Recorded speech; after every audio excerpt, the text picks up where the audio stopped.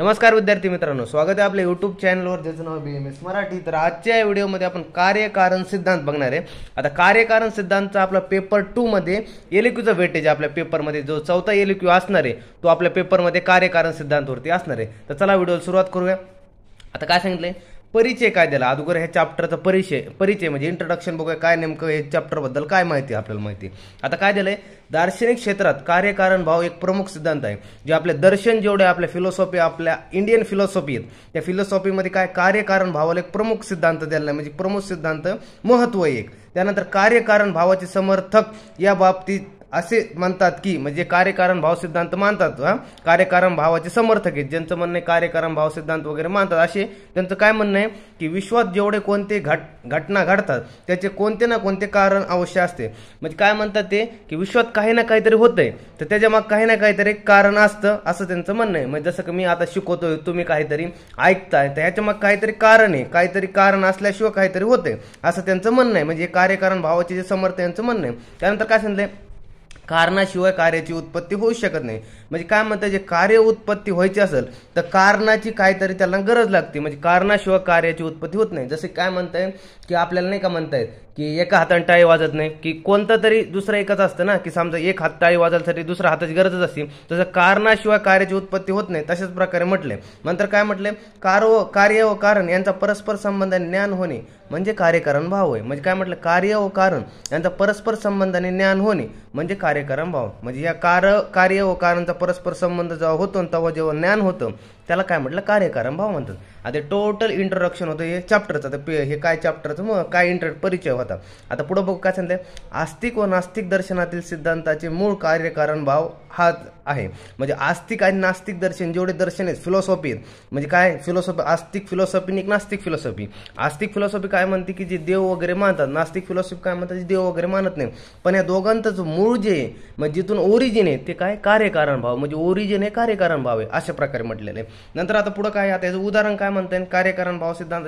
Just normally जर आपण एक उदाहरण धरलं, एक उदाहरण काय धरलं आपण कार्यकारण भावाचं, की कारणापासून कार्याची उत्पत्ती होती। जसं की आपण आता हे पेन आहे आणि हे लिहिलेलं आहे मी, आता हे काय लिहिलेलं आहे वहीवरती, आता हे काय झालं कारण आहे आणि या कारणापासून एक कार्याची उत्पत्ती झाली, म्हणजे मी काहीतरी लिहिलंय म्हणजे हा कारण, पेन हा कारण ठरला आणि जे मी ही हँडरायटिंग वगैरे लिहिले, नोट्स वगैरे लिहिले हे कार्य झालं, म्हणजे या कारणापासून या कार्याची उत्पत्ती झाली। अशा प्रकारे हे टोटल आपलं इंट्रोडक्शन होतं। आता काय दिलंय ते खाली बघूया। आता कारणचे पर्याय शब्द दिलेत आपल्याला। आता आपल्या पेपरमध्ये आपल्याला MCQ येऊ शकतं की कारणचा खालीलपैकी कोणता दिलेला हा पर्याय शब्द आहे म्हणून असं ओळखा म्हणून MCQ येतो पेपरमध्ये। तर बघूया काय दिले। आता कारण म्हणजे काय, हेतू आहे, कारण बीज आहे, कारण म्हणजे निमित्त आहे, कारण म्हणजे आयतन आहे, कारण म्हणजे उत्थान आणि समुत्थान आहे, त्यानंतर कारण म्हणजे साधन किंवा करण आहे, त्यानंतर कारण म्हणजे कारण आहे, त्यानंतर कारण म्हणजे लिंग आहे, त्यानंतर प्रत्ययजनक आणि त्यानंतर प्रत्ययजनक आणि योनी। प्रत्ययजनक योनी हे काय प्रत्ययजनक योनी हे काय कारणाचे पर्याय नाव आहेत। हे काय हेतू, बीज, निमित्त, आयतन, उत्थान, समुत्थान, साधन, कारण, लिंग, त्यानंतर प्रत्ययजनक योनी हे जेवढे ते आपले पर्याय नाव आहे कारणचे। हे MCQ येऊ शकतो, महत्व ध्यानात ठेवा। आता पुढे बघायचं आपल्याला काय, आता काय दिलंय, आता कारण पाहायचं। आता नेमकं कारण आहे काय, आपण काय नोट्सला काय म्हटलं होतं, कार्य म्हटलं होतं आणि पेनाला काय म्हटलं होतं, कारण म्हटलं होतं। आता ते कारण म्हणजे काय ते बघूया। आता व्याख्या किंवा लक्षण आता बघतोय आपण याच्यात। आता काय, कार्यनिमित्त पूर्ववृत्ती कारणम हे तर्कसंग्रहांचा श्लोक आहे। म्हणजे काय सांगितलं, कार्याच्या उत्पत्तीपूर्वी जो निश्चित रूपात राहतो ते कारण होय। आता नेमकं कसं जाणून घ्यायचं ते सांगतो तुम्हाला।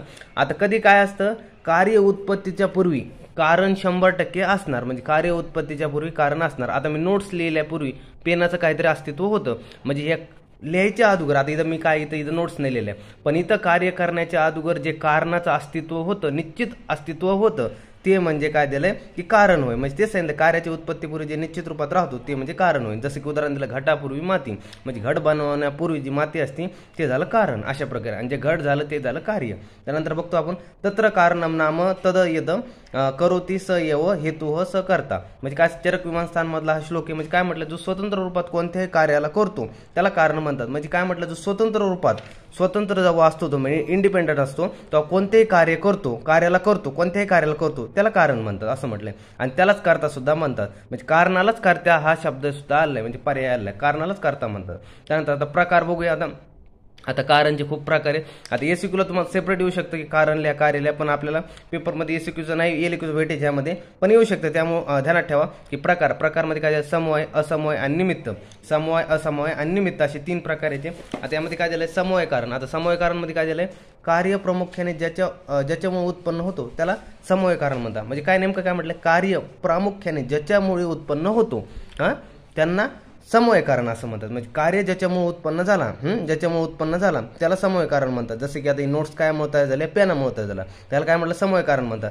जो समवाय संबंधाने राहून कार्य उत्पन्न करतो व त्या कार्य उत्पत्तीच्या कारणाला समवाय कारण म्हणतात. म्हणजे जो समवाय संबंधाने राहून म्हणजे नित्य संबंधाने राहून कार्य उत्पन्न करतो, म्हणजे कार्याची उत्पत्ती केली त्यांनी आणि त्या कार्य उत्पत्तीच्या कारणाला, त्या जे कार्य उत्पत्ती झाली ती तर त्या कारणाला काय म्हटलं, समवाय कारण असं म्हणतात. जसं की उदाहरण थ्रू समजू की आपण कसं, आणखी तंतू वस्त्राच्या प्रति समवाय कारण आहे. आता इथं काय दिलंय की आता जो तंतू होता तो होता कारण, आणि जे वस्त्र होतं म्हणजे अनेक तंतू मिळून जेव्हा त्यांनी एक कार्य घडलं त्यांच्यावर त्याचं वस्त्र तयार झालं. म्हणजे तंतू म्हणजे दोरा आणि दोऱ्यापासून वस्त्र तयार झालं.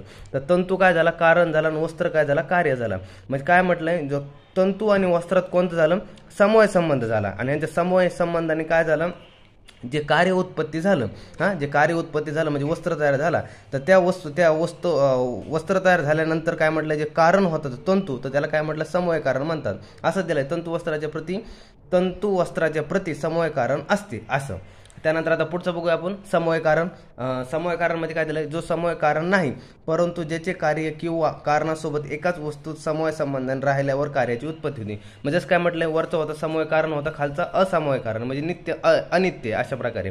आता तेच बघूया की जो समवाय कारण नाही म्हणजे असमवाय म्हटले, परंतु ज्याचे कार्य किंवा कारणासोबत एकाच वस्तूत समवाय संबंधाने राहिल्यावर कार्याची उत्पत्ती होती. म्हणजे समवाय कारण नाहीये, पण काय म्हटलं, ज्याचे कार्य जर घडलं कारणासोबत झालं तर तो काय होतो, वस्तूत समवाय संबंध करतो आणि त्या राहिल्या त्यामुळे कार्याची उत्पत्ती होते. म्हणजे कार्याचं कारणासोबत समवाय संबंध नाहीये, पण काय होतं, जर कार्य कारणासोबत वगैरे जर आलं तर त्यामुळे काय होतं, ती वस्तूची काय होती, कार्याची उत्पत्ती होती. अशा प्रकारे यांनी म्हटले आणि त्याला असमवाय कारण म्हटले.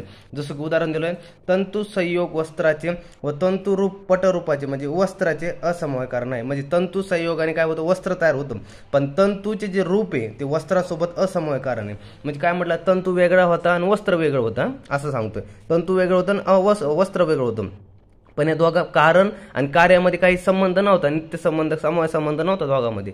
पण नेमकं काय झालं की जेव्हा दोघं एकत्र आलं, म्हणजे तंतू वगैरे एकत्र आले आणि वस्त्रास तयार झाले, मग त्यामुळे काय झालं, जे कारणाचा कार्यासोबत काय झाला की संबंध आला. कुठं ना कुठं तरी संबंध नव्हता अगोदर, पण नंतर संबंध आला आणि त्या संबंध आल्यामुळे त्यांच्यामुळे काय झालं की त्यांच्यामुळे वस्त्र तयार झाला आणि त्यामुळे काय झालं, ते वस्त्र तयार झाल्यामुळे जे तंतुरूप होतं ते वस्त्रासोबत असमवाय कारण झालं असं म्हटलंय. त्यानंतर आता प्रकार बघूया. आता नेमकं असमवाय कारणाचे प्रकार जसे कार्यासह एकाच अर्थावर म्हणजे विषयावर असणारे, म्हणजे कार्यासह एकाच अर्थावर विषयावर असणारे. त्यानंतर दुसरं काय दिलंय, कार्यासह एकाच अर्थावर विषयावर असणारे, म्हणजे कारणासह एकाच अर्थावर विषयावर असणारे. आता याचं काही डीप एवढं जाणार नाही, पण लक्षात ठेवा आपण की कार्यासह एकाच अर्थावर असणारे आणि कारणासह एकाच अर्थावर असणारे अशा प्रकारे ध्यानात ठेवायचं. तुम्हाला जास्त काही लॉजिक लावत नाही, दिल्याप्रमाणे ध्यानात ठेवायचं तुम्हाला यामध्ये. त्यानंतर आता पुढे बघतो, आता तिसरं आता निमित्त कारण बघतो आपण. आता निमित्त कारण म्हणजे काय, समवाय आणि असमवाय कारणावरून भिन्न कारणाला निमित्त कारण म्हणतात. म्हणजे काय म्हटलं, जे समवाय आपण सुरुवातीस पाहिलं आणि असमवाय पाहिलं, समवाय आणि असमवाय यांना भिन्न म्हणजे वेगळ्या कारणाला निमित्त कारण म्हणतात.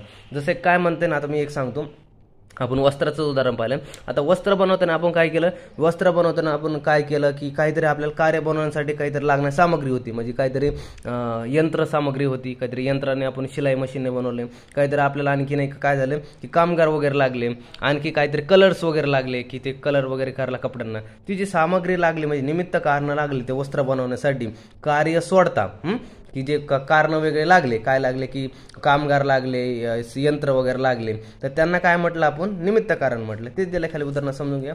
वस्त्र हे कार्य बनवण्यासाठी लागणारी यंत्रसामग्री, कामगार इत्यादी वगैरे. आता पुढे बघतो कार्य. आता कार्य म्हणजे आता काय, आता हे अशा प्रकारे पूर्ण पाहिलं आपण. कारणचे मुख्य व्याख्या वगैरे पाहिली. त्यानंतर कारणचे 3 प्रकार पाहिले, समवाय कारण, असमवाय कारण आणि त्यानंतर निमित्त कारण. अशा प्रकारे पूर्ण कारण पाहिले. आता कार्य बघतोय आपण. आता कार्यामध्ये काय दिलंय, व्याख्या दिली ती जाणून घेऊया. कार्य तू तदयस्य अभिनिवृत्य अभिसंधानीय कर्ता प्रवर्तते, अशी जी व्याख्या दिली. म्हणजे काय दिले, कार्याला करणारा कर्ता ज्या कार्याला करण्यासाठी आपल्या कर्तृत्वाच्या बुद्धीला स्थिर करून प्रवृत्त करतो त्याला कार्य म्हणतात. म्हणजे काय म्हटले, कार्याला करणारा कर्ता ज्या कार्याला करण्यासाठी आपल्या कर्तृत्वाची बुद्धीला स्थिर करून प्रवृत्त करतो, मग त्याला कार्य म्हणतात. म्हणजे जसं की काय म्हटले की कार्य काय म्हटलं, जे कार्याची उत्पत्ती झाली ते कर्त्याद्वारेच झाली. कर्त्याने काय झालं, त्याच्या बुद्धीला स्थिर करून काय केलं, प्रवृत्त करायला केलं की कार्य उत्पन्न केलं असं म्हटलं ह्याच्यामध्ये. नंतर खाली बघतो आपण, म्हणजे एक लॉजिकली सांगायला गेलं की कारणापासून कार्याची उत्पत्ती होणं, कारणापासून कार्याची उत्पत्ती होणं आणि तो कोण करतो, कर्ता करतो, हे म्हणजे कार्य. अशा त्यानंतर बघा कर्ता जो कारण आहे, जी क्रिया करतो ती म्हणजे कार्य. म्हणजे कर्ता जी क्रिया करतो ती म्हणजे कार्य. जसं की उदाहरण सांगू, वैद्य व्याधी नाश करतो, वैद्य व्याधी नाश करतो. आता वैद्य काय झाला, म्हणजे डॉक्टर काय झाला, कर्ता झाला, आणि व्याधीचा नाश करणं झालं, हे झालं कार्य झालं. म्हणजे कर्ता म्हणजे कोण झाला, कारण कोण झाला की वैद्य, आणि व्याधीचा नाश करतो ते झालं कार्य. अशा प्रकारे आता पुढे बघतो आपण चरकोक्त कारणभाव, चरकोक्त कार्य कारणभाव. आता यामध्ये तुम्हाला एलक्यूचं वेटेज आहे, पेपरमध्ये एलक्यूला विचारलं जातं की हा मागच्या वर्षीच एलक्यू होता 2024 मधला, की चरकोक्त कार्य कारण भाव लिहा म्हणून, आणि हा एलक्यू पुन्हा रिपीट होऊ शकतो तुम्हाला. तर बघूया आता काय दिलं यामध्ये.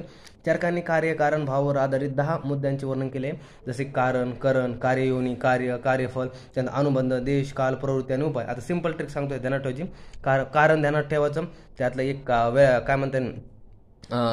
काय म्हणते याला की एक कारण, त्यानंतर करण, त्यानंतर काय मग कार्य ध्यानात ठेवायचं, कार्य कार्य कार्य, त्यानंतर कार्ययोनी, कार्य आणि कार्यफल, त्यानंतर अनुबंध, त्यानंतर देश आणि काल, त्यानंतर प्रवृत्ती आणि उपाय. अशा प्रकारे तुम्हाला जोड्या ध्यानात ठेवायच्या. आता एक बघूया काय सांगितलं. आता कारण म्हणजे काय, जो कार्य करतो त्याला कर्ता म्हणतात, जो कार्य करतो तो असतो कर्ता म्हणजे कारण. त्यानंतर करण बघूया, कार्य उत्पत्तीसाठी कर्ता ज्या उपकरणाचा उपयोग करतो त्याला करण म्हणतात, म्हणजे साधन. आपण साधन कोणतं म्हटलंय की साधन म्हणले. कार्य उत्पत्तीसाठी कर्ता ज्या उपकरणाचा उपयोग करतो त्याला काय म्हटलं, करण म्हटलंय. नंतर कार्य, आता कार्ययोनी म्हणजे काय, समवाय किंवा उपादान कारण. समवाय किंवा उपादान कारण म्हणजे कार्ययोनी. जसं की धातू वैषम्य धातूचे कार्ययोनी आहे. म्हणजे काय म्हटलं, धातू वैषम्य व्याधीचे कार्ययोनी आहे. म्हणजे काय, धातूचं जेव्हा वैषम्य होतं बॉडीमध्ये तेव्हा व्याधी काय होतात, उत्पन्न होतात. म्हणजे तेच म्हटलं, व्याधीचं जे कार्ययोनी आहे ते धातू वैषम्य. अशा प्रकारे नंतर काय म्हटलं, कार्य म्हणजे काय, ज्याच्या उत्पत्तीसाठी कर्ता प्रवृत्त होतो. म्हणजे कर्ता काय प्रवृत्त होतो उत्पत्तीसाठी, कशाच्या, कार्याच्या. नंतर काय म्हटले, कार्यफल, ज्याच्या प्रयोजनासाठी कार्याचा आरंभ केलेला असतो. ज्याच्या कार्यफल म्हणजे काय, ज्याच्या प्रयोजनासाठी कार्याचा आरंभ केला जातो. आपण कार्य कशासाठी करतो, की कार्याचं फळ मिळावं. जसं की मी आता हे व्हिडिओ बनवतोय, आता ह्याचं काहीतरी फळ मिळणार आहे. फळ म्हणजे कसं, की तुम्हाला काहीतरी यातून समजणार आहे, तुम्ही पेपरमध्ये लिहिणार, त्या पेपरमध्ये तुम्हाला चांगले मार्क येणार आहे, काही विद्यार्थी पास होणार आहे, की जे काही विद्यार्थी काही हा एलक्यू अटेम्प्ट नव्हता करणार ते एलक्यू अटेम्प्ट करणार, त्यांना काहीतरी काय म्हणते, त्यांना काहीतरी चांगले मार्क येणार आहे, त्यांना शेवटी एक फळ भेटणार आहे, आणि ते येऊन आपल्या चॅनलवरती छान कमेंट वगैरे करणार आहे, सर मार्क वगैरे मिळाले छान वगैरे, आम्ही एलक्यू अटेम्प्ट वगैरे केला, आणि जे नंतर शेवटी मला भेटणार आहे ते कार्याचं फळ असणार आहे. अशा प्रकारे नंतर आता पुढे बघूया अनुबंध म्हणजे काय, वाईट केल्यानंतर कार्याद्वारा चांगले किंवा वाईट फळ कर्त्याला आवश्यक भोगावे लागतात, त्याला अनुबंध म्हणतात. जसे काय सांगता, तुम्ही जर अभ्यास वगैरे केला, त्यानंतर तुम्ही चांगला पेपर वगैरे लिहिला, तर तुम्हाला काय होणार, तुम्ही पास होणार आहे. चांगले पास झाले की तुम्हाला चांगले म्हणजे फॅमिली वगैरे ट्रीट वगैरे करणार, मुलगा पास झाला बाबा, मुलगी पास झाली आमचं, त्यानंतर आमच्या फॅमिलीचं नाव मोठं केलं, डॉक्टर हो राहिले, फर्स्ट इयर क्लिअर झाली, तर ते काय झालं, तुम्हाला चांगलं फळ भेटणार. जर अभ्यास नाही केला वगैरे तर तुम्हाला माहिती आहे काय होणार आहे काय नाही. तर ते अनुबंध म्हणजे काय, तेच की वाईट किंवा चांगला फळ जे त्याला आवश्यक भोगावं लागतं ते म्हणजे अनुबंध. अशा प्रकारे आता देश म्हणजे काय ते बघून घेऊया. आता पुढं आता देश बघतोय आपण. देश म्हणजे काय की अधिष्ठान किंवा आधाराला देश म्हणतात. म्हणजे अधिष्ठान किंवा आधार म्हणजे काय म्हटले, की जसं काय म्हटलं, आपल्या बॉडीचं आता व्याधीचं अधिष्ठान काय, आपलं शरीर आहे. त्यानंतर आणखी काय आणखी काय म्हणतो, अधिष्ठान म्हणजे एक लोकेशन, की ती कुठं राहते बाबा, ते म्हणजे देश म्हणजे अधिष्ठान किंवा आधाराला देश म्हणतात. अशा प्रकारे आता काल म्हणजे काय, जो ऋतू, त्यानंतर मास म्हटलं म्हणजे महिना, त्यानंतर आयन किंवा वर्ष, यांना काय म्हटलंय म्हणजे काळ म्हटले. जो परिवर्तनशील असतो म्हणजे स्वतःमध्ये चेंज करतो, म्हणजे स्वतःच बदलत राहतो, तो म्हणजे काळ असतो. आता प्रवृत्ती बघूया. 9 चिकित्सेच्या समारंभाला प्रवृत्ती म्हणतात. प्रवृत्ती म्हणजे चिकित्सेच्या समारंभाला काय म्हटलं, प्रवृत्ती म्हणतात. आता उपाय बघूया. 10 की चतुष्पादाच्या उत्तमतेला उपाय म्हणतात. म्हणजे चतुष्पादाची जी उत्तमता असते त्याला उपाय म्हटलेला. अशा प्रकारे पूर्ण हा एलक्यू होता. हे नक्की प्रिपेअर करून ठेवा. चरकोक्तो कार्यकारण भाव हे तुम्हाला महत्त्वाचे एलक्यूला विचारतात पेपरमध्ये. आणि अशा प्रकारे आपण टोटल ओव्हरऑल कार्यकारण सिद्धांत पाहिलाय. यामध्ये फक्त कार्यकारण सिद्धांतच तुम्हाला काय करायचं, आयुर्वेद महत्त्व करून घ्या तुम्ही एकदा. यामध्ये हे आपल्या व्हिडिओमध्ये काय हे केलेलं नाही, कव्हर केलं नाही, फक्त कार्यकारण भाव एकदा सिद्धांत वाचून घ्या. आयुर्वेदीय महत्त्व कार्यकारण भावाचं आयुर्वेदीय महत्त्व वाचून घ्यायचं. बाकीचं सगळं काही ह्यामध्ये कव्हर केलं आहे. आणि पेपरमध्ये जाताना तुम्हाला एकदा सगळे वाद करून जायचे आहेत, की जेणेकरून तुम्हाला जर एखाद दुसरा जर वाद उद्याच्या पेपरमध्ये पडला, कारण की सुरुवातीलाच म्हटलं ना, दार्शनिक क्षेत्रात कार्यकारण भावाचा एक प्रमुख सिद्धांत आहे. म्हणजे ते दर्शनमधले जेवढे आपले वाद वगैरे आहे त्यावरती तुम्हाला उद्या पेपरमध्ये एखादा दुसरा वाद दिसू पण शकतो, कारण की सगळे वाद हे कार्यकारण सिद्धांतावरतीच अवलंबून आहेत. तर त्यामुळे तुम्हाला सगळे वाद वगैरे सगळे करून जायचे. त्यानंतर हे कार्यकारण सिद्धांत वगैरे ह्यावरती पण सुद्धा एलक्यू पाहायला मिळू शकतो. तर व्हिडिओ आवडला असेल चॅनल लाईक शेअर सबस्क्राईब करा. आणि ह्याच्या नोट्स वगैरे तुम्हाला आपल्या टेलिग्राम चॅनल किंवा व्हॉट्सअप ग्रुपवरती भेटून जाईल. तर चालतंय, भेटू नवीन व्हिडिओमध्ये. तोपर्यंत धन्यवाद.